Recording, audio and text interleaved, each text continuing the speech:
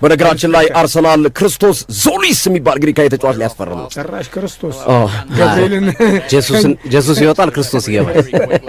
ከበደ ማለት ነው። ክርስቶስ ከገባ ከበደ በጣም ይችላል። አሰልጣኙ ሰኞ አሪፍ ፕሮፋይል እንሰራላችሁ። ስለዚህ በጣም የሚገርም ልጅ ነው። በጣም እንዴት እንዳዩት ነው የገረመኝ። ገርሞኛል። ደግሞ ሳይታሰብ ቀድሞ ሳይነገር ድንገት እኮ ነው ሄደው ውስጥ ነው የጨረሱትና ባይዘው ከሻምፒዮንስ ሊግ አርሰናል ፒኤስጂ ጨዋታ በፊትም የሰጠው ሐሳብ ነበረ ከዝውውሩ ጋርም ከጨዋታው ጋር። በነገራችን ላይ አርሰናል ክርስቶስ ዞሊስ የሚባል ግሪካዊ ተጫዋች ሊያስፈርም ነው። ጭራሽ ክርስቶስ ገብርኤልን ጄሱስ ይወጣል ክርስቶስ ይገባል።